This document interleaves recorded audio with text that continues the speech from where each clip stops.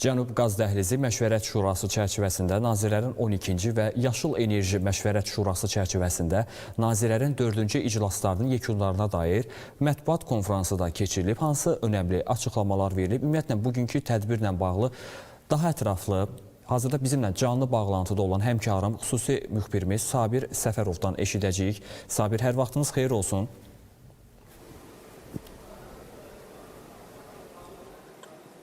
Salam, axşamınız xeyir Novruz.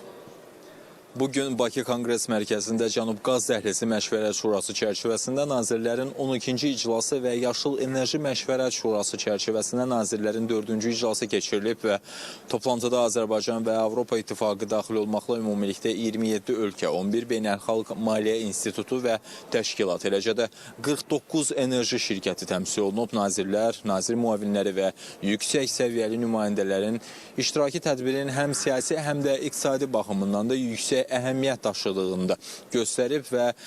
müzakirələr əslində mürəkkəb geosiyasi şərait fonunda aparılıb. Körfəz regionunda hərbi gərginliyin artması, enerji infrastrukturuna yönəlmiş hücumlar və eyni zamanda da əsas məsələ olan Hörmüz boğazı vasitəsilə həyata keçirilən qaz daşımalarında yaranan risklər qlobal bazarlarda ciddi dalğalanmalara da səbəb olub və nəticədə Avropa və Asiya bazarlarında qazın qiymətlərində artım da qeydə alınıb və bu vəziyyət boru kəməri infrastrukturu vasitəsilə sabit və uzun müddətli tədarükün strateji əhəmiyyətini bir daha ön plana çıxarıb və məhz bu baxımdan da Cənub Qaz Dəhlizinin genişləndirilməsi əslində bu məsələ iclasın əsas müzakirə mövzularından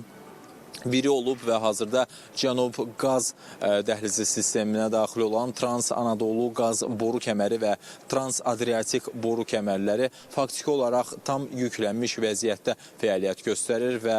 bu isə əlavə qaz həcmlərinin bazara çıxarılması üçün həm hasilatın, həm də nəql imkanlarının genişləndirilməsini də zəruri edir və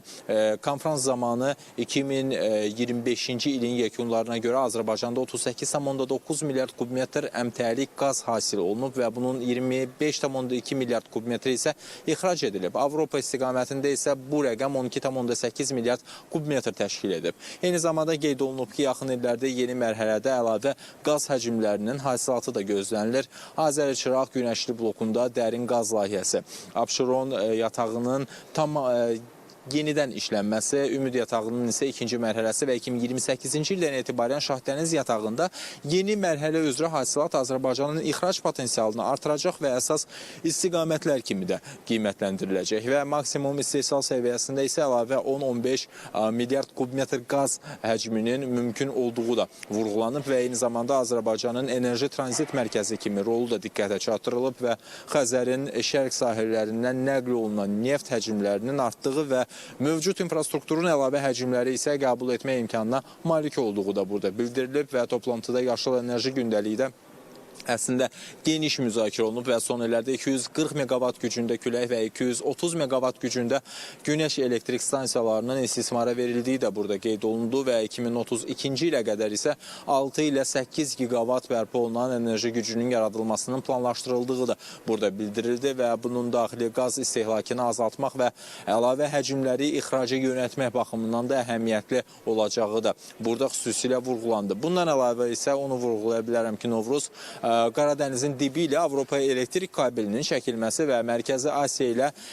enerji bağlantılarının genişləndirilməsi istiqamətində isə işlərin davam etdiyi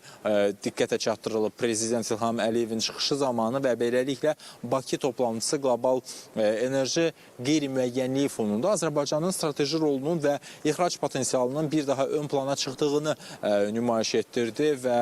qəbul olunan qərarların regionun və Avropanın enerji təhlükəsizliyinə birbaşa təsir göstərdiyi də burada vurğulandı və az əvvəldə qeyd etdiyim kimi və əvvəlki bağlantılarda da qeyd etdiyim kimi məhz bu toplantının açılışında Prezident İlham Əliyev çıxışlar etdi və dövlət başçısı ölkənin gələcəkdəki həm qaz qaz və neft istehlakı və eyni zamanda da yaşıl enerji ilə bağlı ən son proqnozları da diqqətə çatdırdı və gələcəkdə icra olunacaq layihələr barədə də məlumat verildi. Və artıq toplantı başa çatdı və son olaraq eyni zamanda nazirlərin mətbuata birgə açıqlamaları oldu və bununla da gün öz işini yekunlaşdırdı və mənim də sizə çatdıracaqlarım bunlardan ibarətdir. Novruz, indi isə sözü yenidən sizə ötürürəm. Təşəkkür edirəm Sabir, ətraflı məlumat verdiyiniz üçün. Sabir Səfərov və o bizə canlı bağlantıda bugün Bakı Konqres Mərkəzində keçirilən Cənub Qaz Dəhlizi Məşvərət Şurası çərçivəsində nazirlərin 12-ci və Yaşıl Enerji Məşvərət Şurası çərçivəsində nazirlərin 14-cü iclasında müzakirə olunan mövzular barədə ətraflı məlumat verdi.